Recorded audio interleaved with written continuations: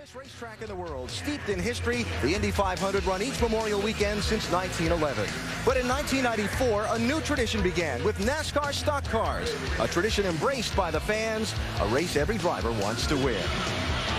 And welcome to the grid at Indianapolis. I'm Alan Bestwick. If you could be here with me right now, you'd be feeling an energy unlike at any other race on the circuit. There are fans on both sides of you. The noise is incredible. The pre-race pageantry is just wonderful. And then there's this little yard-wide strip of bricks to remind you not only of the history and meaning of this place, but of the possibilities of seeing a driver's lifelong dream realized if he can only win the race today. Can you put into words, as driver, owner, crew chief, what it means to race at Indy? Yeah, I can, and it's big, Alan. It really is. I mean, when you drive through the gates right here at Indianapolis Motor Speedway, you know you're at a racetrack that is just huge. It's different. It's special. You drive out of the garage area, and the first thing you see is fans all over the place. Ray, they're so close to you, it's unreal, and you know you're not just at a regular track. You're at something really cool. What would it be like to play golf at Augusta, to play tennis at Wimbledon, to be able to play ball at Fenway, Alan? Yeah. You know, it's the greatest of the greatest have walked through those gates, and you can still feel their spirit when you come in here. It's an honor to race at this place. You walk out onto Gasoline Alley out there, and you look down that long straightaway, and you see that yard of bricks, and you just imagine 43 900 horsepower race cars, or if it's a Toyota, maybe 1,000 horsepower, barreling down that straightaway, just having the goosebumps stand up on your arms. This is an electric place. Look at all these people. We're going to have 200,000 people here to watch this race. If you're not jacked up when you're here, you don't have a pulse. There you go. Well, the summer of Kyle rolls on, and now we're here at the Brickyard, where, Kyle, I'm wondering how you balance all the issues that have been happening this weekend with a chance to add to your already really good season. Hey, you just got to keep going. You got to keep doing what you're doing all season long, and hopefully today we can capitalize on most of that again. You know, we've had a great year this far, and all we can do is try to continue that. So with everything that's gone on this week, and with the Brickyard 400 being probably the biggest race we have all year long, you know, come out here and try to do the best we can and have a good solid run. Hopefully the tire issues and everything will hold up, and we can be able to battle these guys and not have to tire race these guys. The championship leader goes for 3 in a row here today at one of the biggest races of the year. David, thank you. Both Dave and Kyle talked about tires and issues. The major area of concern today, tires. This racetrack surface features little tiny grooves cut into it to help cars grip the surface better. Those grooves are rough on tires initially, but historically as cars run on the track, rubber fills those grooves and tire wear gets better. But as of yesterday's final practice, tire wear was still exceptionally heavy, leading many to wonder how this race was going to unfold. To address the issue, NASCAR is going to put out a competition caution about 10 laps into the race to allow teams to come down pit road, change tires, and see how their tire wear is. And they'll continue to do that at yet-to-be-determined intervals until they feel that the surface is rubbered in enough where cars are allowed to race under normal conditions without any further competition yellows. Now, if teams are stopping every 10 laps to change tires, they're going to run out of tires pretty quickly. The Indianapolis Spec Tire teams have 10 sets of those each today. So NASCAR and Goodyear have brought in some 400 sets of tires that are supposed to be used at the Pocono racetrack next week. Those have been mounted up. The teams at noon Eastern today were allowed to begin working with them to set their tire pressures, glue up their lug nuts, that kind of thing. And if they run out of Indy Spec tires during the race today, those Pocono Spec tires may be brought into competition. Ray, why the heavy tire wear here this weekend? Well, heavy is the key word. The COT car just has more weight on the right side tire in the corner than the old car. Now, just say 800 pounds on a tire. As the car goes through the corner, let's just say the number's 100 pounds. It would take 100 pounds of weight off the left front and put it on the right front. With the old car, we used to start 100 pounds heavier on the left front, so when that 100 pounds came off, it would equal the weight on the front tires. By the rules of the COT car, we start with the tires equal, so as that weight comes off the left front and goes onto the right front, it overloads the right side tires, which puts more wear on them. And Rusty, as a driver, when you see that kind of tire wear, you know you're getting ready to start this race under those conditions. What are you thinking? I'm concerned big time. I'm a little bit worried, man, going into a race like this where you're running over 200 miles an hour down the straightaway, and you're thinking, hey, this car is going to go right to the cords. I mean, in 10 laps, guys, these things been wearing out. I'm a little concerned about it, but you know what I got to do? I got to self-police myself. I can't overdrive the car. I can't bomb that baby in the corner and wear out the right front, wear out the right rear. We have to be a little bit patient and hope that that track rubbers up. Because, Brad, if it doesn't rubber up, you start wearing those tires out, baby, you can pound that wall hard. You don't want to do that here. No, you don't want to do that. And as a fan, I'm really hoping, because this is such a big event, That's one of the majors, just like Ray was talking about, that nothing goes wrong. I hope we can get to that 10-lap window and the tires look okay. They can make a change in tires, start getting a little rubber on the racetrack. This is a huge race. It's so exciting. I'd hate to see it be, mirrored or marred by a tire problem throughout the day. Yeah, we'll hope that doesn't happen as we go throughout the afternoon.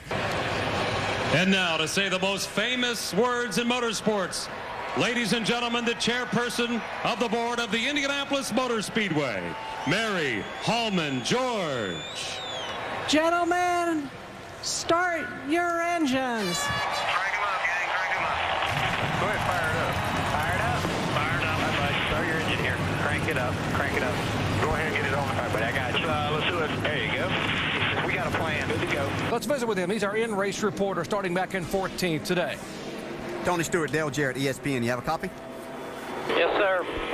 Hey, Smoke, it's been a big week for you already with the announcement of your sponsor in number 14 for next year. And your hero, A.J. Foyt, drove that number 14 to victory here 4 times. Is that motivation for you to get win number 3 here today?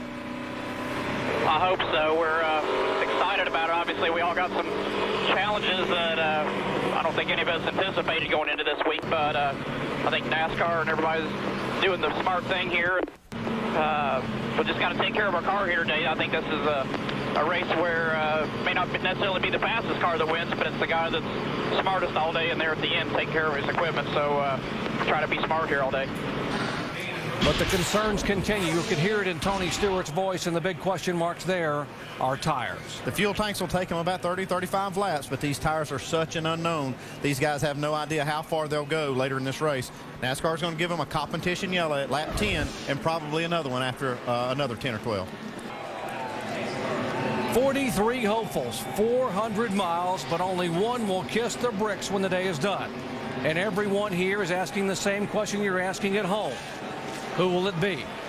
Who will be the one that realizes a dream by winning at the Indianapolis Motor Speedway? We invite you to sit back and enjoy, and we will find out together who that one will be.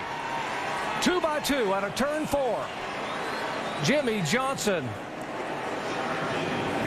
and the sentimental favorite Mark Martin side by side coming down as the green flag waves here at the Indianapolis Motor Speedway.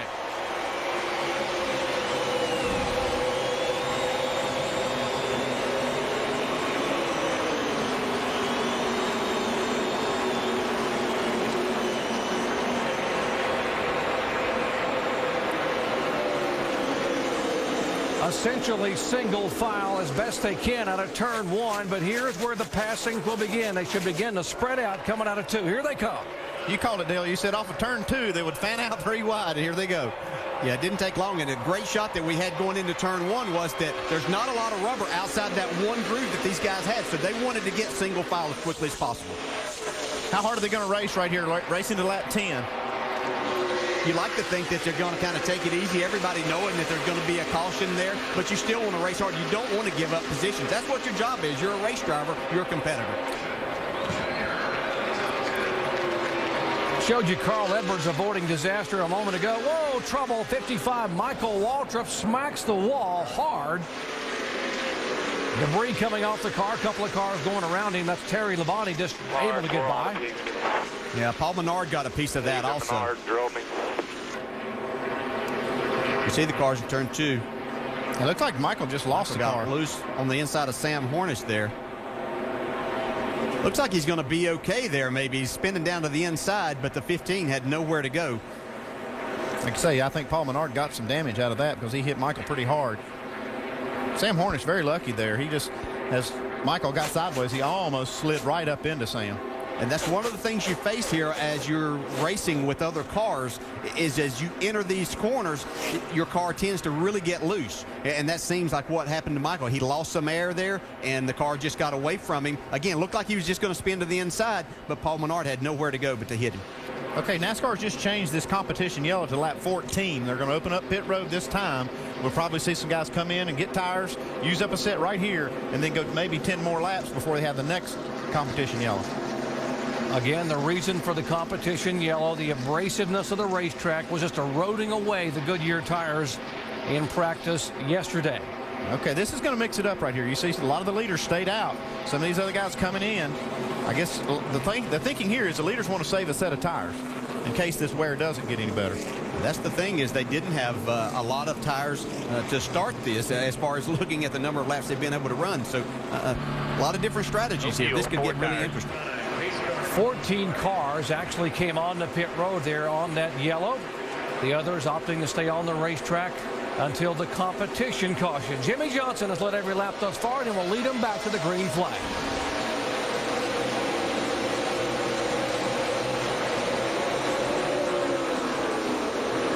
They're sliding too wide. Coming down the straightaway, Clint Boyer in the 07 on the inside of Casey Mears.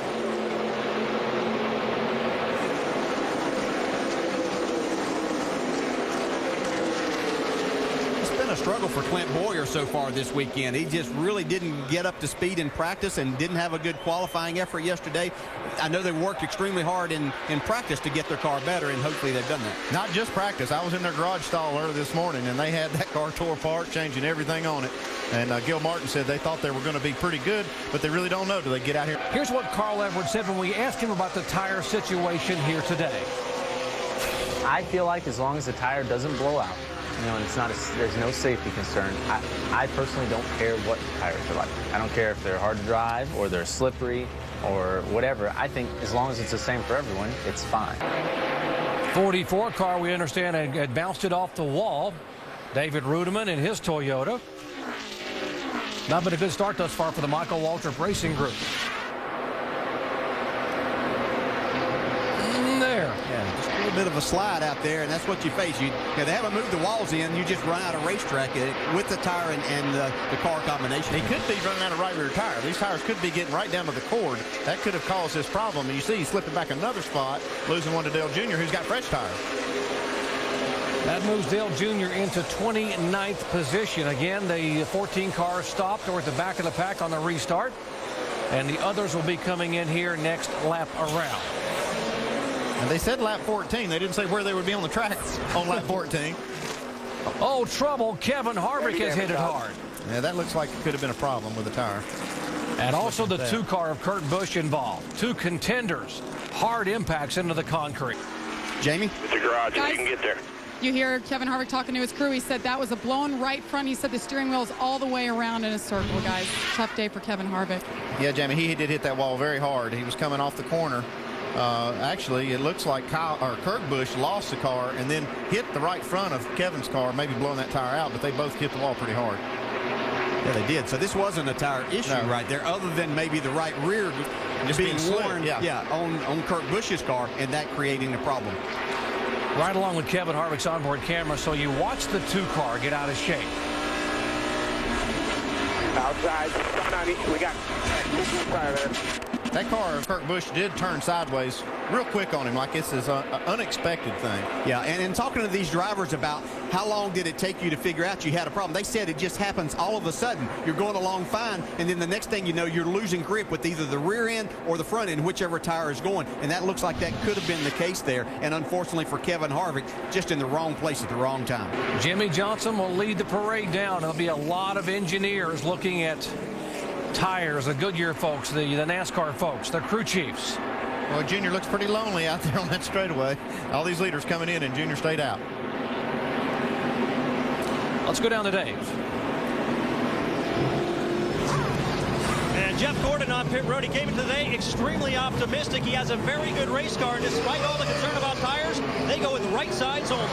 Right sides only for Jimmy Johnson, the leader. He will get off of pit road first. He said 2 things. I've been leaning on the car, and it will turn. And I haven't felt anything funny tire-wise. We'll take a look at him. Opting for right side tires only. There was the race off of pit road. Mark Martin losing 3 spots. Casey Kane and Carl Edwards both gaining. David Reagan up 3. And Chad Knaus had the crew put on 2 fresh right side tires. How did the ones that came off of the 48 car, Chad, look? Not too bad. You know, we didn't run enough laps consecutively to see a lot of tire wear at this point, but we did see a little bit of cording on the right rear in that short amount of laps. But I think that it's going to get a little bit better, but it's definitely going to take a little bit. You know, we're fortunate the Lowe Chevrolet is running very, very fast, and you know, we got a pretty good driver behind the wheel trying to save his stuff. Dale Earnhardt Jr. and Jason Leffler stayed out as they come down for the green flag. Andy, good call, bad call? Well, we'll find out. The only thing that's going to make this a good call is if he doesn't have a tire problem and we get another caution, he can just gain some track position by this. But it's very risky. Jeff Burton, the 31 car, third in the points, moving to the inside to try to take advantage of the restart and try to make a couple of passes. If Junior doesn't have any problems here, these other guys just got 2 tires, so even though he has some laps on his tire, he might be okay if he doesn't have a problem. Jimmy Johnson, here's Jeff Gordon, his teammate looking to the inside of Jimmy Johnson as they head in the turn. That's what happens. These cars make such a big hole in the air. You get that momentum, and you might not be the guy making the original pass. You better be careful and protect that inside because you could be in the middle of a 3-wide situation. Back at Indianapolis, trouble for the 88 car. Car bobbing and weaving. He has lost the lead, and he has a tire going down. He is now 17 laps in, or making 18 laps into a run. He pitted, remember, back on lap number 7. Yeah, the good news is he thinks it's a left side tire that's going down right here. He's trying to get down in here and get to pit road. Right side tires are up. Looks like that left front tire is a little bit soft. Now, they passed up an opportunity to pit the last time by. See right here, just after Jimmy Johnson had made the pass, and he goes up the racetrack pretty hard here.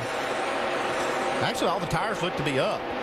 Yeah, I think he said that he's got with a vibration, you think that tire is coming apart or wearing out there, and so that's the problem. Looks like maybe the right rear now. That's the right rear. So he's worn the right rear out, and this is exactly what the driver said. There's not much warning. It gives you a little bit of a warning, but you better get in the pits as soon as you feel something. That was a huge gamble they played the last caution, and they're paying for it right here. He went from leading the race to in serious trouble in about 300 yards. Yeah, the only good thing they have on their side right here is they can get in here. Even if they happen to lose the lap right now, they can be the lucky dog then. So things could work out for them because we are going to have a competition yellow here soon. Dave? DJ, you talked about having a warning. Remember, Dale Earnhardt Jr. tested here, one of 3 teams that tested for Goodyear. And Tony Year Jr., his crew chief, told me that one of the things that they learned from that was that Junior could feel when the tire was starting to cord. That may have really paid off big for him here as he felt it, got it into the pits without damaging that race car with the tire coming apart. Well, we're hearing it's going to be lap 30 now whenever they throw the next caution. So, but these guys, you have to know that everybody else is wondering just how long their tires are going to go too. We still have a problem here. We can see that it's probably getting better, but there still is that issue right now. Like Mark Martin having his issue. He's made a good move right here. He's got right side tires under green, off pit road. He's going to get out without losing a lap. Guys. They're coming. Just stay high. Give them a little room. And here's another tire blown out on the 42 car, Montoya. Caution is out. Caution. Caution is out.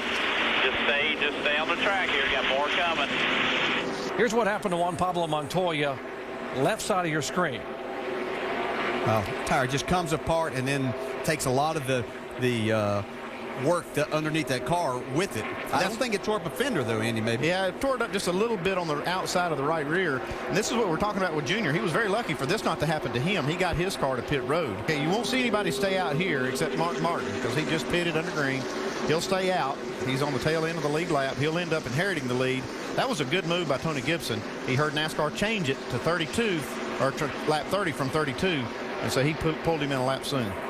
Johnson's car was just a little bit tight. Track bar adjustment for that 4-tire change. But how about this alarming observation? He could see the leader, Jeff Gordon's tires cording in front of him. He gave that observation to his crew. Kyle Busch, the points leader, gains 3 spots. Jeff Gordon will lose the lead. Greg Biffle's bunch doing a good job on pit road, up 7 position. Denny Hamlin, the Joe Gibbs Racing Team, back 3 positions. All right, Tony, we're already seeing some problems out there with the tires. Can you race right now, or are you just in conservation mode? Well, I mean, the hard thing is it's a robbing Peter to pay Paul situation. I mean, you can't afford to give up all the track position because it's hard to pass, but at the same time, you got to take care of it. I mean, I think what we saw that last run there is guys really fall off there, after about 10 or 12 laps there. So you got to take care of them, but you can't. You got to run hard enough to stay and keep your track position, but you can't burn it up in the first 5 laps to make it last. Let's go down to Mike Massar. And Andy, during that round of pit stops, you heard Dave Burns report that Jimmy Johnson could actually visually see the tire coming apart on Jeff Gordon's car. Well, this is the right rear from the 24 car, and you can see how visible it is. Down to the copper, down to the nylon, very worn out. Also, just a pit stall down, the 42 car, that's where Juan Pablo Montoya's car was pitted. He also had a tire. His right rear exploded. Points leader Kyle Busch is also race leader Kyle Busch. There's Dale Earnhardt Jr. on the inside. He is a 1 lap down. One of 3 cars a lap down as the green flag lays here on lap 35 at Indianapolis. I think it's worth pointing out that 2 of the 3 cars that you saw in that inside line that are laps down were 2 of the guys that stayed out. The 88 and the 70 that stayed out earlier ended up a lap down. They gambled for track position, and it bit them because their tires went down and had to pit under green. Let's move up to the 24 car. Second spot, Jeff Gordon, and listen in to his radio. This is your kind of race, man. We're going to conserve. We're fast enough that we just need to see him when it comes time. One thing we need to watch is I think you might actually get better wear out front because you actually have some downforce. If you get behind 2 or 3 cars, they slide, you might wear them worse. Just FYI. Okay, and that's maybe why he's putting pressure on Kyle Busch right here to take the lead. He gets it. Yeah, and what they're talking about there, if you're behind the car, you're losing the front end just a little bit. And so that's making you work that right rear tire harder to get the car turned and going, as we see both the Hendrick cars going by Kyle Busch. And Jimmy Johnson goes by. Dale Earnhardt Jr. isn't there yet. By the way, for you Ryan Newman fans, Ryan Newman had a right rear tire go down just as the competition yellow came out. He was able to come down pit road, and that's also why Mark Martin came back in. He had an issue, so they both caught a break with that competition yellow on lap 30. Here is Jimmy Johnson. He wants that clean air and that downforce on his car. Well, he's shown all week that he is the car to beat. He sat on the pole. He was fastest in practice, and it looks like he's going to be the man to beat here today. He's going to have to deal with his teammate, though, Jeff Gordon. If I'm looking for somebody out there and I want them to conserve tires and run fast, too, get the most out of the car, Jeff Gordon would be that guy. If you Dale Jr. fans just tuned in right now, I hate you missed these first 35 laps of this race, but he is a lap down sitting right there behind his teammate, and he's just waiting for the next caution. He can be the lucky dog at that time and get back on the lead lap. He's still going to have a big day ahead of him in trying to work his way back towards the front, but that's the immediate goal for them right now. Moving past the front 3, the 16 car of Greg Biffle is in 4th position. Dave. And working that group right there, that red car, Doc talked to his crew chief, Greg Irwin, and he said we didn't make any chassis adjustments on that run because Greg liked the balance, but also because the tires that came off, the rubber was so far worn off them, we couldn't read them. We couldn't tell from this side anything else to do. You got to be able to read those tires, guys. The only thing you can do right now, Dave, is look at the tire wear as they come off. If one of them's completely gone, and if it's the right rear, you know your car's probably a little bit loose. Now here's Mark Martin. It's be an early pit stop, Doc. Alan, the competition yellow was a lap away, but Mark Martin now has had 2 issues with right side tires. He comes back in. Jamie.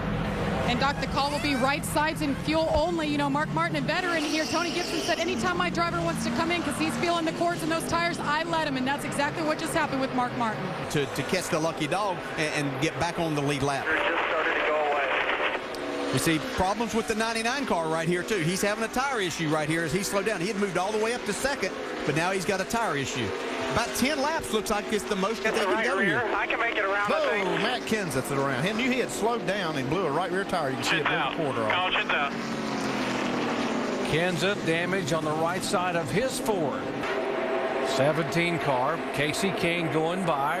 Whoa. And there it was. Oh, look at the pieces coming apart. Part of the window coming out.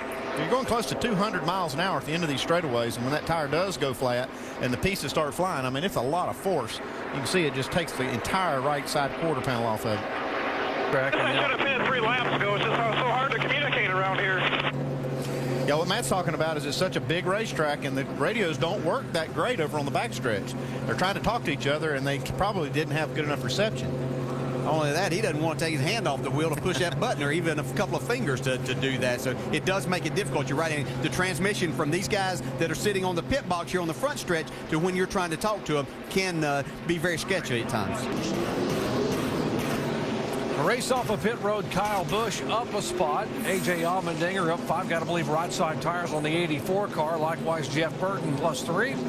And the loser there, Jimmy Johnson. Of course, those guys you heard opting to go 4 tires and make adjustments there on the 48 car. Well, NASCAR is trying to extend these competition yellows, thinking that this tire wear is going to get better. We all thought it would, and they need to extend it if we're going to finish this race with the tires we have. So, we're just not seeing it get any better.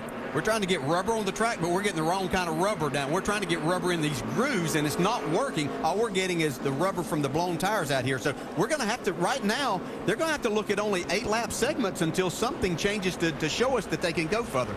Yeah, that's Robin Pemberton walking right there. He's a vice president, NASCAR competition. And he's concerned, I'll guarantee. He's going to talk to these guys, look at the situation. Yeah, and everybody I know is probably saying, well, why couldn't Goodyear come with something better than this? Let me assure you, folks, they tried their very best to bring the tire that's going to make the competition the best and that the drivers are going to be safe with. This is such a difficult and unique racetrack because of the diamond grinding that they do with this racing surface. It gives the driver a great deal of feel and grip for it, but it also creates a problem in trying to come here and test. When you only bring 3 cars, Andy, you can't get much rubber down and see exactly what's going to happen. You never can. In Goodyear, the big wild card in this is the car, not the track. They've dealt with this track in the diamond grinding before. This is the first time we've had this race car on this racetrack. What was that feeling like, Matt? And did you have any idea the amount of damage there? Well, yeah, it was like a small explosion. So, yeah, I could see in the mirror, the quarter window and everything was blown off it. So it's just, it's a really, really, really disappointing situation. You know, this is one of the 2 biggest races of the year, and to never have this car here before and not come into an open test and work on these things and work on the tires is pretty darn disappointing. We had a great car today, and I feel bad for the fans and everything. We're out there running 3/4 speed because we're worried the tires are blowing out, and we got blown out every 8 laps. So it's pretty disappointed. Thanks, Jamie. Matt Kenseth was 8th in the points coming into today. He's in the garage area trying to get that car repaired. Points leader Kyle Busch leads him down. A.J. Allmendinger in the 84 car in second. Jeff Burton is third. Yeah, we just heard him say lap 64 is the next competition yellow. See right here, the 18 car, Kyle Busch having some problems getting in the corner, letting these guys go. He might be having a tire issue. Again, he only took on the 2 tires on the previous competition yellow as he falls back into the clutches of the lap car of Dale Earnhardt Jr. Let's get down to Mike. Well, Doc, A.J. Allmendinger's spotter was talking with Kyle Busch's spotter not too long ago. They were trying to put together a deal to let A.J. Allmendinger lead a lap. That may explain the pass we just saw recently there, but it does look like the 18 car might be struggling a bit. Yeah, I'm not sure Kyle Busch will let anybody pass. He's going to race him pretty hard, but he's having some problems right now, Mike. He's losing quite a few spots. And it's just a real chance that he's taking that there. He's in a good spot as the points leader. He's got all those victories, so he's got a lot of bonus points built up for when the chase comes. But this is still a real chance. He doesn't want to have happen to his car what we saw happen to Matt Kenseth. As he blows that tire out, blows the quarter panel off, he's going to lose a lot of time, a lot of spots. Yeah, 262-point lead could be poof, pretty well gone if that were to happen to him. There's the 17 car. Speaking of getting back in the racetrack, Matt Kenseth. Heavily damaged right rear fender. Quite a few laps down. They did get the car fixed. The caution is out. Competition, yo. Andy, the 48 team liked your first assessment. Good race car. Keep putting 4 tires on it. Same adjustment as last time because it didn't give up the right rear too much, according to the driver. He's off pit road. That's still a good move. I suspected he might take 2 on that one, but he was able to drive to the lead. He could just pass these guys and get the lead, so he only loses just a few spots. Guys, the top guys off of pit road there, changing only right side tires, and look at the cords in the middle of those tires that came off of Jeff Burton Chevrolet. Still some serious issues here with the tires at Indy. Well, Alan, 4 sets of tires is what we're hearing from the 31 camp. As you can see, these are the tires that just came off the 31 car. This is Jeff Burton's right rear tire. However, Scott Miller, now you do see the cording, but Scott Miller said this is the best that this right rear tire has looked all day. So we are starting to see a little improvement, especially right here in the 31 camp. Mike. Well, thank you, Shannon. Pretty much the same story down here in the 84 camp. Jimmy Elledge conserved tires during practice, saved a set, so now they have 4 sets remaining for the race. Jamie, 4.5 sets remaining in Jimmy Johnson's pit, and the crew told me that they'll be allowed to perhaps go for the next type of tire, that tire called the Pocono tire, when they're down to 2 sets, but they're not down to that yet. and NASCAR will stick to their plan to giving these guys more as is necessary. Alan? And Mr. Brewer, not only the rubber that's not sticking on the tires, but where that rubber debris ends up is something to think about here. Let's go to Tim Brewer at our ESPN Tech Center. Thanks, Alan. I've never seen this in all my years of racing. Most of the time, the rubber's actually ground into the racetrack. But look at this, folks. This is literally a powder. And where it's accumulating is on the outside of the racetrack. But, you know, you start off with a brand new tire like this. This is what it looks like. AB? We'll hear from Greg Stucker now. And, Greg, a series of questions here. First of all, why do you believe this is happening today, this weekend? It's just, I mean, we see this heavy wear at Indy all the time. Typically, it improves by the time we're at this point in the race. We don't really think it's improved much at all. It's a little bit different this year that we're seeing a lot more of the right rear wear, and we think that's just more indicative of this car, and it's just working the right rears more than the right front, which would be typically what we would see. Will NASCAR stick to their plan, and you stick to the plan of using all of these up before we go to the other tire that's available? Yeah, that's still the plan. You know, guys still have tires here on pit road. We're working with NASCAR right now to make sure we understand who's going to need tires first, make sure we exhaust all of our Indy inventory before we make a decision to get into the the backups we brought. Will the backups improve the situation, Greg, and do you have enough to go to the end of the day? Yeah, well, we've got plenty to get to the end of the day. I mean, that's why we have them here. It's going to be marginal. It's a very close tire, so we expect to see about the same. All right, that's Greg Stucker from Goodyear, guys. Restart here. A.J. Allmendinger, the 84 car, was the leader. Again, these guys taking on only 2 tires. Elliott Sadler there in the 19 car. And to answer Rusty Wallace's question a moment ago on cost, folks, these set of tires cost a little under $1,700 a set. Teams have used up to 10 sets the last couple of days, 10 sets a day. 20 sets, we're looking at about $34,000 in tires so far. Yeah, Greg started the restart up in 3rd spot, but obviously the 2 tires that he put on not working with him good, as we see Jimmy Johnson go back to the lead. That 70 car just in front was Jason Leffler. Was for a time being, was just got himself back on the tail end of the lead lap, but he's going down a lap once again. See Brian Vickers in the 83 car coming to pit road right now. Sure, it's awful early in this run to have a tire issue for Brian Vickers, so you got to wonder what this might be. He had been showing in the top 10. Could be a loose wheel from those pit stops, but just haven't run quite enough laps to really wear one of those tires. No, but you know, we've had a lot of debris out on the racetrack, so anything could happen. Jamie? Well, guys, Brian Vickers on the radio right now as he pulls into his pit box saying he can't turn the full RPMs, and he's telling the crew it differs on the front stretch of the back, so they lifted up the hood there. They're going to check it out. So having an engine issue on that 83 Red Bull machine, guys. We have had thus far, we have had 5 cautions for 24 laps. There have been 13 lead changes among 8 different drivers. I believe Jimmy Johnson just brushed the wall coming off the corner. Going down the back stretch.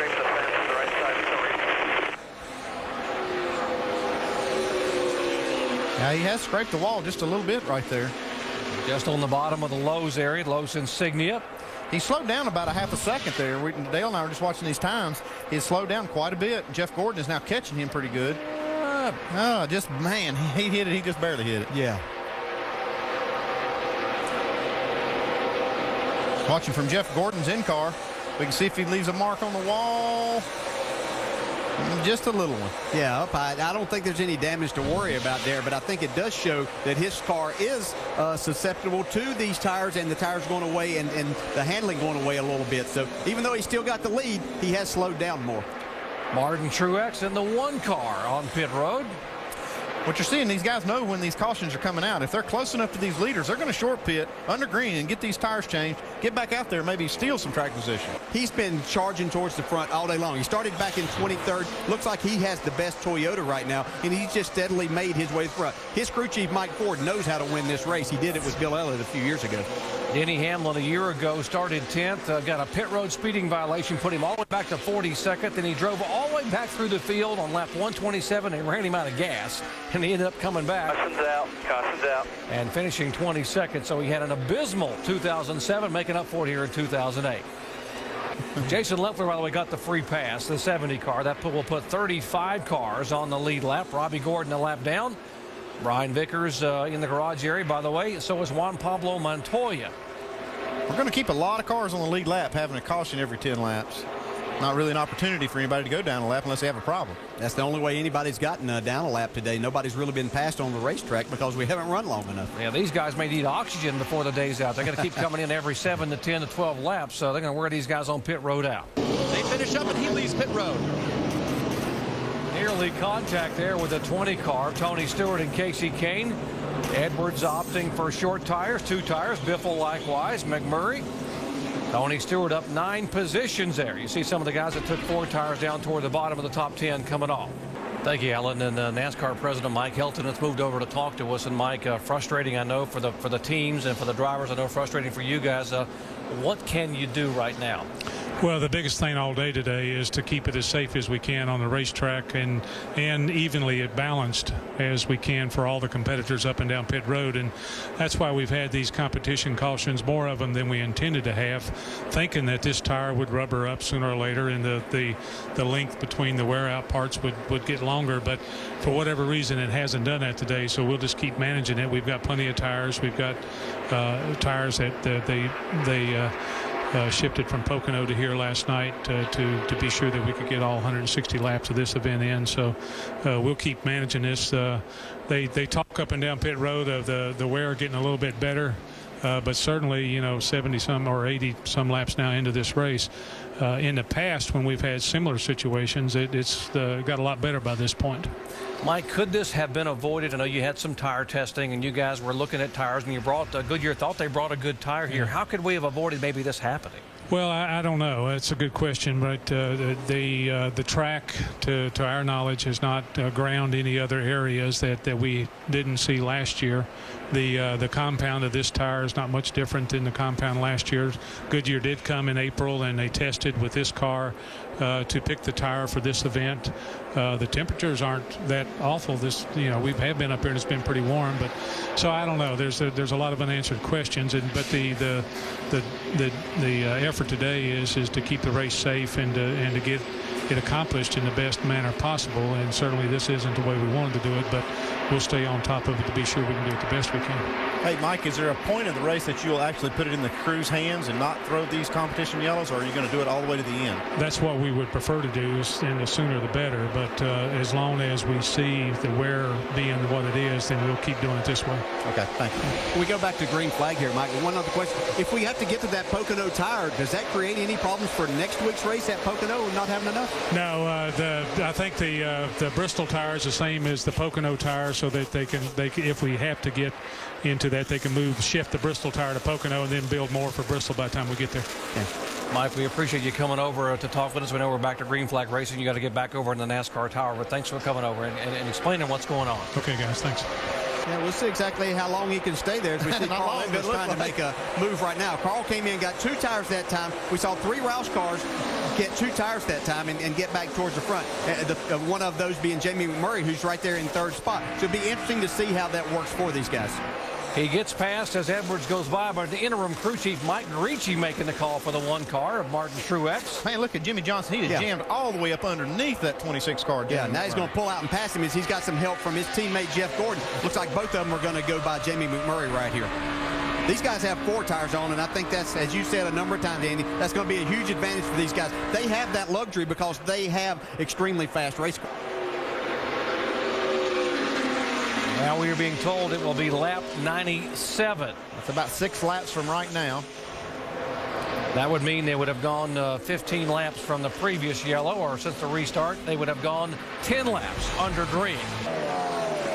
They're starting to close the pit area a couple of laps before these competition yellows to keep these guys from pulling these little strategy plays, because everybody will start doing that. Andy, that's really the first time we've seen the right front be an issue. We've seen more of the right rears on most of these race cars, but maybe they tightened theirs up, and that's what's got the right front coming apart now. Bobby Labonte was in 9th position. Watch him come in. There's the red light blinking. Oh, that's a tough break because Bobby didn't have a choice. He had to get on pit road here. The yellow out now for And he's also competition yellow, and now they're gonna get him for speeding. He's also speeding coming in. And that's probably one of those situations, just like we heard these drivers tell us, that it happens all of a sudden. He probably felt that going in and coming off a turn 4, knew he had to get to pit road because it might not make it back around. So he's going to suffer the consequences and take that over that right front coming apart and blowing off the right front fender. Throughout the afternoon, the worst wear has been on the right rear for Jeff Gordon. It has gotten marginally, but only marginally better as the race has worn on. They'll take 4 tires and If you're watching the bottom of the screen, they're still working on that great race car. Wedge adjustment, this time a little bit tight going into the corner. Again, if it isn't broken, don't fix it. 4 more tires for Jimmy Johnson in the 48 car, and you see he's going to lose some spots there. Jeff Gordon 3 spots. Jeff Gordon lost 7 spots on pit road right there. Let's see if we can touch base with our in-race reporter, DJ. Hey, Smoke, Dale Jarrett, you got me? Yeah, man, go ahead. Hey, buddy, I know you tried 2 tires that last time. How did that work for you, and how frustrating is this for you? Yeah, it's not an ideal day by any means, but I mean, we're the 2 tires got us in track position. We lost a couple spots there, but it just seems to be the seesaw of who's taking 2 and who's taking 4, and it kind of jumbles and rotates back and forth with the cycles and pit stops. But I mean, obviously I don't think any of us think this is a perfect scenario to be in, but I think we're all making the best of it. Do you have any concern as far as if we have to go to this Pocono tires to what that may do to your race car then? Well, I mean, as you know, I mean, if we have to go to them, you don't know how it's going to change the balance of your car. But, that's the bad part about it. I guess the only comforting part is we're all in the same boat here. But, the important part is making sure that we aren't going through the cords of all these tires. And, if that's what we have to do, that's what we'll all do here. But, I think NASCAR's doing a really good job today here of you're really making the best of a not so perfect situation today. All right, man. Be safe and keep battling. Thanks, bud. Hey, Greg Zippadelli, Andy Petrie, you got us? Gotcha. Hey, Zippy, how many sets of tires do you have left down there? Can't tell you that. I'd have to kill you. They're worth gold right now. Yeah, I just wonder because we are going to go to that Pocono tire at some point, and I just wonder how that's going to change these cars. We heard Dale ask Tony, but do you have any idea really how this is going to change if we put those Pocono tires on, how it will change the balance? I mean, it's going to be a lot faster, and I'm hoping that when we put that Pocono tire on, it's next week at Pocono. I think if they keep doing what we're doing here, it's going to be really close, but I think we'll make it on this tire as long as we don't have any major catastrophes. We keep doing 11, 12 laps here like we are. Okay, Greg, thanks a lot for talking to us. Good luck. Let's listen into the spotters as we go full throttle. Hey, squad's off. Be ready.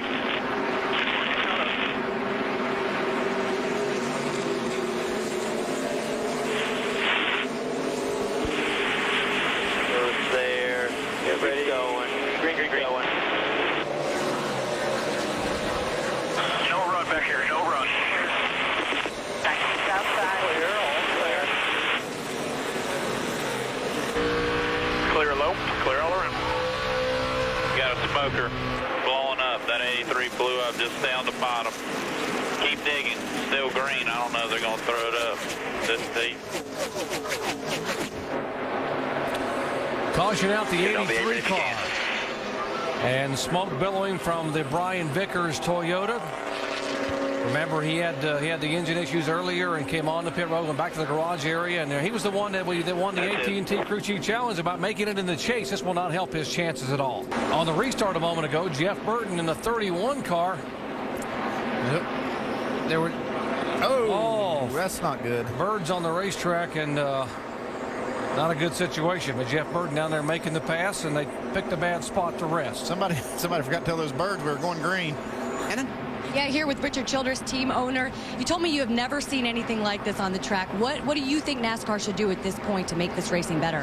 Well, this isn't Goodyear's fault. It's all the circumstance built around it. It's probably get it down with about 6 to go where we can put tires on it, and that way you can just go as hard as you want to. The harder you run, the more your tires wear. All right, 6-lap shootout for Richard Childress, guys. And Shannon, we'll talk to Rick Hendrick, who owns the 48 team, who's been very strong today, also the 24. You've got a good race car, but a tire that's given up on it. Are you happy with what's being done so far, Rick? Yeah, you know, NASCAR doesn't have any choice, and you know, we went through this last year, but usually we get enough rubber down, it's okay. It's different cars, so you know, Goodyear's doing the best they can, and I applaud NASCAR for keeping it safe. We'd love to race. We got awful good cars, 3 good awful good cars out there, and you know, we just would like to see it be able to run a lot of green laps, but they're doing the right thing, and we'll just kind of wait here. I think it's getting better, maybe just a couple of laps every time, so hopefully here in a little bit we can get a good run. All right, thank you, Rick. Let's go to Mike. And catching up with Coach Gibbs. Coach, are you seeing dollar signs every time they make a pit stop? No, actually, I think what happened today, everybody's working as hard as they can, everybody. We're all kind of working together. It's just a tough situation that we're trying to work through. I think NASCAR's done a great job. Goodyear, all of us trying to work together to make the most out of today. And I feel everybody's on the same page, working hard. So it's just one of those things you got to work through, and it's a tough day for us. And I think the fans probably understand that too. And he makes a real good point, Jamie. Everybody's dealing with the same thing. And that would be Ray Evernham as well, owner of Elliott Sadler's number 19 machine, who was leading just before that last caution. He's back to 4th now. Ray, what are we going to see? We've talked to a lot of the owners about what we've already seen. What do you expect the second half of this race? I really think that you're not going to see how fast everybody can go till it's probably going to be a last 12, 15 lap shootout at the most. Right now, everybody's just trying to conserve their tires. It seems to be an 11 or 12 lap cycle. I think the Hendrick cars are pretty strong. They're just keeping the reins in on them until it's time to go. All right, Doc, well, Elliott Sadler has 4 sets left. They still are saying they'll be good to the end. Yeah, back to green again. Now, they ran less than a lap last time under green flag conditions until we had the blown engine, Brian Vickers, so they really don't have any laps on the tires as we go back to green.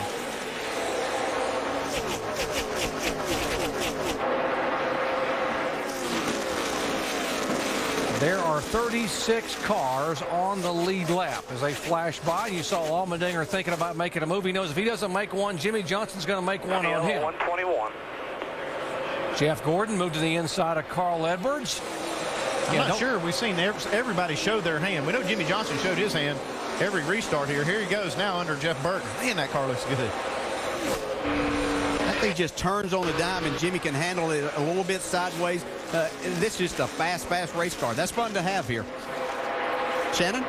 Yeah, that 31 car of Jeff Burton, as he just got passed by Jimmy Johnson, but that car's really good. They've made small changes to that car all day long, with the exception, of course, of the tire issue. He is in good shape. Now, they took right sides on that last pit stop. Now, one thing to keep in mind is the fact that now that Earnhardt is running in the back of the pack, 11th right now, Jeff Burton has moved back into 2nd in the point standing. So good run for Jeff Burton today. Caution number 9. Another competition yellow here with 39 laps to go. The leader brought everybody down pit road. He will take 4 tires on this stop. Slight air pressure adjustment. Car loose late in the run. Race off of pit road. Hamlin gains 8 positions. And Jeff Gordon way down the line. Minus 4 spots. J.J. Yaley gaining 12 positions. Those guys opting to do some tire strategy, and these guys looking at the tires, and are they looking better, crew chief? Nope. They look just exactly the way they've looked to me. Can Hamlin hold them off with 2 tires? You got to believe Jimmy Johnson and cousin Carl are going to get a little racy here when they wave the green flag. Down what looks like pretty slow and a long way. This is the furthest down we've been. We'll see these guys back in the back get a little bit antsy and try to get going. They have to wait till they cross that start-finish line before they can go anywhere, but once they got there, they started fanning out. We see A.J. Allmendinger to the inside of J.J. Yeley. Yeah, Allmendinger didn't waste any time trying to make the pass. That was for 8th position. More movement in the back. That's Jamie McMurray going by Yaley. Dale Earnhardt Jr., the next candidate to go by, the 96 car. Here he comes on the inside. He saw J.J. Yaley move to the inside. This is just what he didn't want to happen, is these guys to line up on the inside of him and freight training. Getting him, trying to get him glued up in the lug nuts there. Remember, the competition yellow will be lap 138, which is just 6 laps away. Yeah, that glue's not going to have a lot of time to dry. This could be an issue for these teams when they go to put these tires on, because that glue needs to dry a little bit, or they'll lose those lug nuts on pit stops and cost them a ton of time.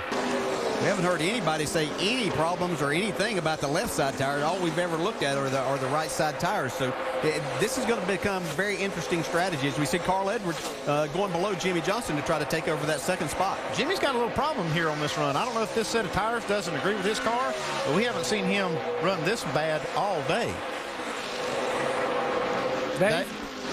Carl Edwards just clicked his radio to his team, and he said this is as far as Jimmy can go. He's losing that right rear. Jimmy radioed in that his car was very tight in traffic, so 2 possibilities there on the 48. Yellow flag waving, Dave. This is another one of the competition yellows. Denny Hamlin will come down as a leader and slow him down. They get in behind the pace car for what should be the next to the last pit stop of the afternoon with 23 laps to go. Well, Doc, after that last pit stop, Jeff Burton said, I don't know what happened. We're just not any good anymore. They are going to take 2 tires on this pit stop. He's just a little loose, just trying to hold on. Guys? Denny Hamlin and Mike Ford discussing what they want to do. Mike Ford elects to go with just right sides. He wants to keep him out front, guys. 8th stop of the day for David Reagan. They're going to take 4 tires this time. He said it was actually turning pretty good. It just didn't get up like it has been all day. Dave? Bottom of your screen, Carl Edwards wants 4. The car barely tight. 3rd of a round of wedge in the left side, the left rear. How about that board there? Elliott Sadler up 8 spots. God, there's some gambling going on down there. Some gamblers on pit road. Tony Stewart up 7. Allmendinger. This is going to change things up quite a bit because we've not seen Jimmy Johnson back that far all day long. Green flag. Denny Hamlin, 2 tires again. Behind him, Jeff Burton with 2 tires. Here come the 4-tire boys. Jimmy Johnson is back there. Carl Edwards. Jeff Gordon got 4. So did Kyle Busch.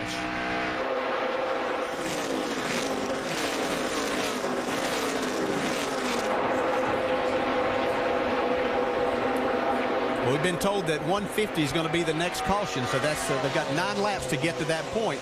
And then I'm quite certain that we're going to see everybody get 2 tires. We see Jimmy Johnson pull out the inside of Casey Kane trying to take away that spot. He wants to get as far forward here, Andy, as he possibly can before this next caution. He's got to be very aggressive right here taking these spots. He's got to take him when he gets to them. He doesn't have time to mess around now. He's got to get to the front. And you know that you've run 12 to 13 laps on these tires, so you should be able to make it all the way down across the racetrack in front of Carl Edwards, Jimmy Johnson.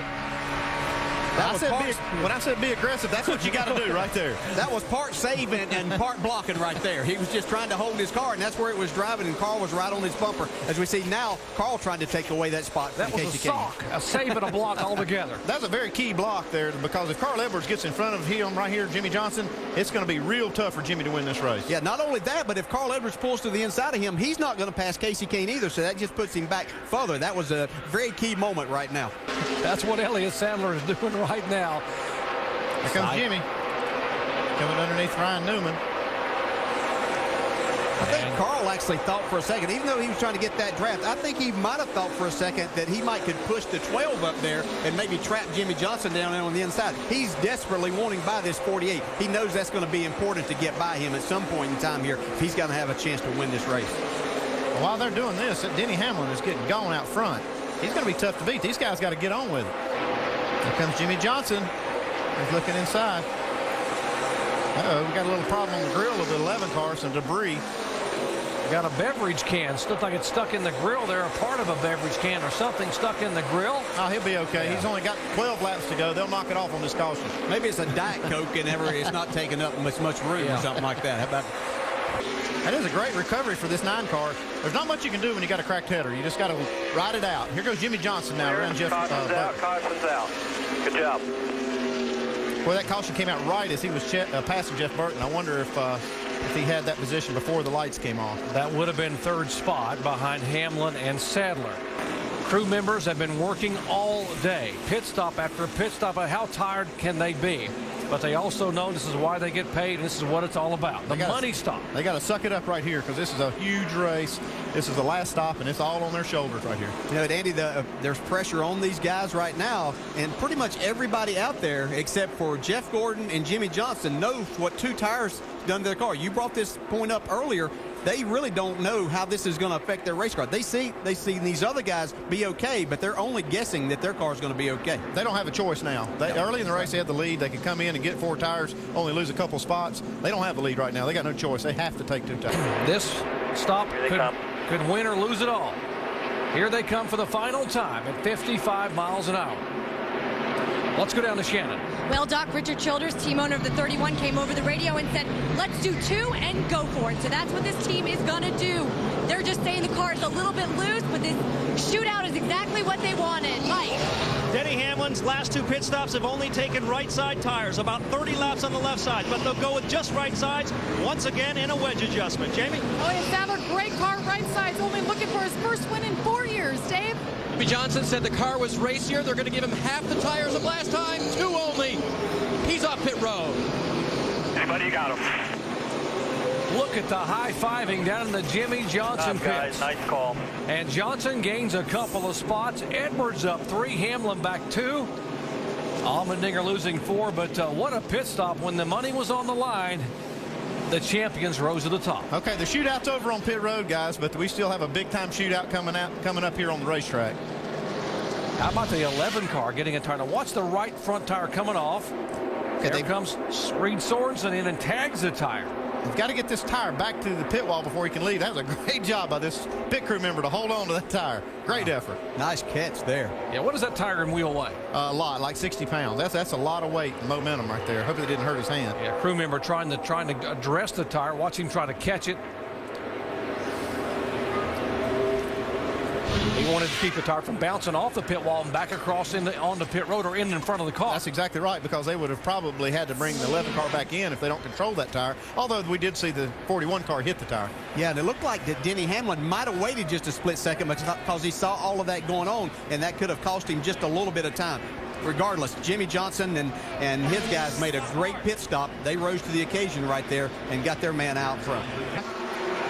How about parity at the top of the field there? Chevy, Ford, Toyota, Dodge. That's the front 4 cars here at Indianapolis with 8 laps to go. Yeah, this is an important restart, but don't count Denny Hamlin and Elliott Sadler out of this. If Carl Edwards can get on the inside of Jimmy Johnson, they may be able to make it 3 wide and go by both of them. 3 wide. They're trying to block and try to be able to hold position.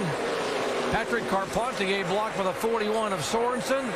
Jimmy Johnson trying to hold the bottom of the racetrack. Carl Edwards is all over Jimmy Johnson right here. He's not going to let him get out there 1 inch if he can help it. Johnson comes all the way down to the inside. Like you said, Dale, he's trying to break that draft. Looks like it gained him a car length. He's going to need all of that. Carl Edwards, again, has a fast car. He hasn't been the fastest right as on the restart with the new tires, but it only takes about a lap and a half, and then he seems to really start coming. Got to believe he has not driven the car this hard at all. Just you and him. Clear by 4. Your exit of 1 was awesome there. Now you see the conga line, the wiggle down in the middle and back up to be able to break the draft off the cars behind you. Carl got a little bit wide there trying to get back to the gas early in turn 3, and that cost him a little bit of time. You can see Jimmy stretched it out about 2-3 more car lengths than what he had, and that's all that it takes is to get you that little bit of extra time that you need and a little bit of distance as far as Jimmy Johnson is concerned. We were able to see Carl Edwards run a lot closer to Jimmy Johnson when they were in traffic. Jimmy Johnson now has that clean air on the nose, and it's really helped that 48. Less than 5 to go. Jimmy Johnson trying to win his second Allstate 400 at the Brickyard. Dale, how hard is it to hit your marks when you look in that mirror and you see a challenger like Carl Edwards every single time you look up? 4 laps, bud, 4 laps. Yeah, you really want to try not to look in that mirror any more than you have to, but it's instinctive to do it every time you come off a corner to see exactly how you got through that. Did you gain anything? Did he make a little bit of a mistake? Where can you beat him? Where are you gaining? And where is he gaining on you? So as a driver, you're trying to hit those marks as fast as you possibly can, but you're also keeping an eye on that guy. But as it gets close to him, you wonder how much aero effect and the push that he's going to get.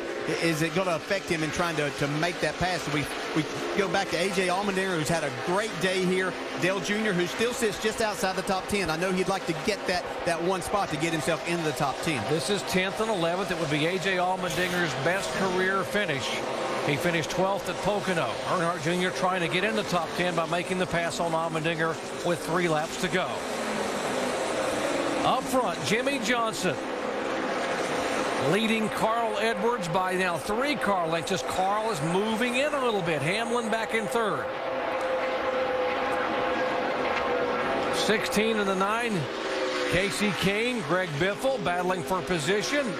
Jeff Burton as they falls in back behind them. That's 7th, 8th, and 9th. Yeah, Burton's car just hadn't been quite as good the last couple of runs. It doesn't seem that Two Tires has agreed with his car, and we see Greg Biffle making his way up there. You know, we chronicled what the problems were that he went through and how his car got really loose one time. They've really fixed that car and got him back in the top 10 now.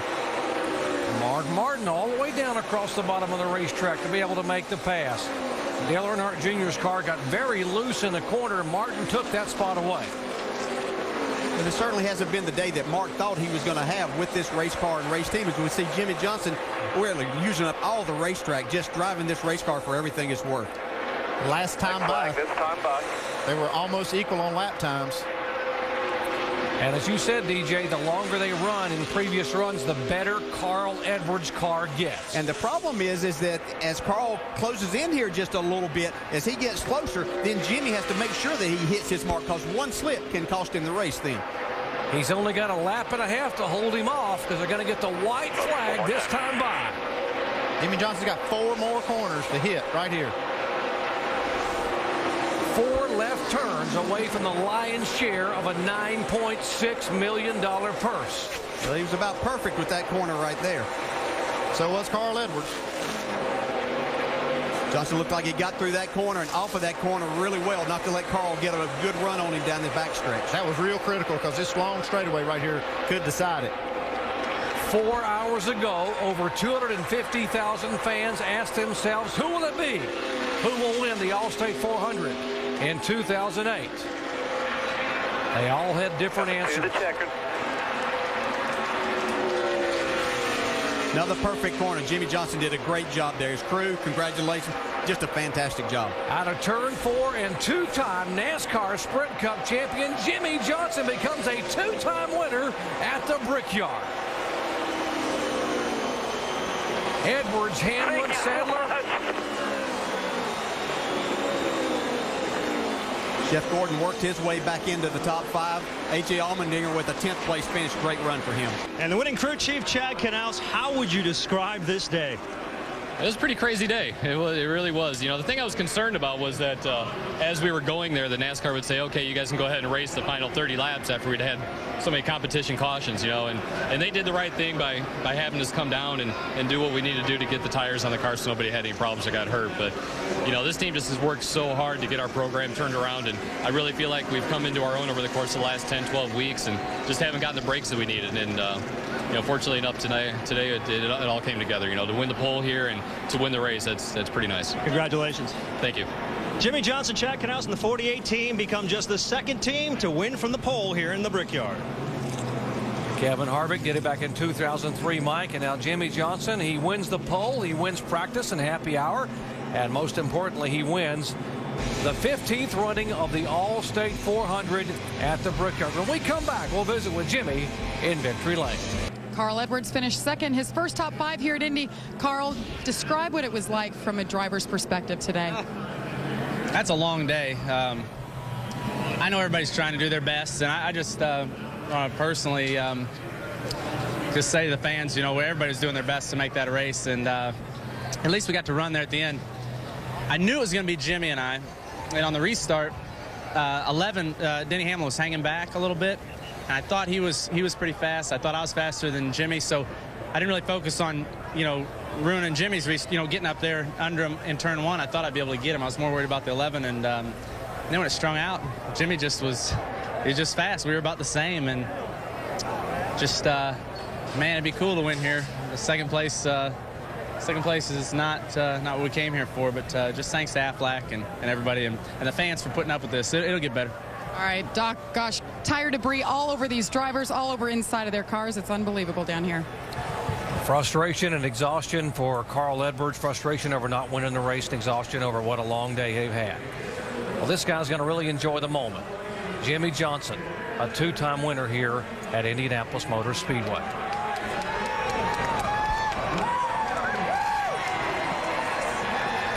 Let's go down to Dave Burns. A very happy Jimmie Johnson now stepping out of the car. 2nd win here at the Brickyard, Jimmy. And with 2 tires on the last stop, knowing what you knew about tire wear, did you think that was the right call, track position? I knew what we were setting up for. I was worried the stop before that maybe we had to go two laps to win this thing, but Chad called it perfectly. We had a great stop at the end, a great car. I mean, I just can't say enough for this race car all weekend long. Really was a pleasure to drive it, and it's because these guys have been working so hard. But big day for Lowe's, for Chevrolet. St. Paula was awesome. Hendrick Motorsports, their engine department, the whole company. We've been working really hard to get back, and you know, we're getting there. This is a good sign of it. And you knew Carl was there, didn't you? I did. Carl put about as much pressure on me as he could. I knew from chasing Denny the run before that, you know, even if the guy's a little faster, he's not going to get by. So I just made sure I hit my marks. I tried not to think about the fact that it was the Brickyard 400 and really just tried to stay focused on my marks, and we did it. So stoked for these guys. All right, Jimmie Johnson, the reigning champion, is now champion of the Brickyard again. And Elliott Sadler finishes 4th, his best of the year. Sum up today, Elliott. It looked like you could have had the car to take it at the end. Yeah, we got close at the end. Just track position is so important here, but so proud of my Stanley Dodge today. It drove so good, brand new car. Thanks to everybody at Gillette here in Motorsports. Gave me a good car today, great motor. We needed this. Great race for us and Stanley today, and looking forward to a pretty optimistic year the rest of the season. Great all around for the 19 team. Doc? Thanks, Jamie. Point standings with 6 races to go in the race to the chase. And guys, thoughts on impressive performances here today? Congratulations to the pit crew of the 48 team. They put him out front when it counted. Yeah, A.J. Allmendinger finishing 10th, did a great job. Obviously, Elliott Sadler there. And we see the 2 Richard Childress cars battling for that coveted 12th spot now. Elliott Sadler, best finish of the year. Jamie McMurray, best finish of the year. And A.J. Allmendinger, as you said, his first top 10 finish of his career. Jimmie Johnson in victory lane for the 2nd time in his career at the Indianapolis Motor Speedway. And Alan, those sports centers coming up next, but they're going to have a hard time topping the effort here these crews and drivers put in this afternoon.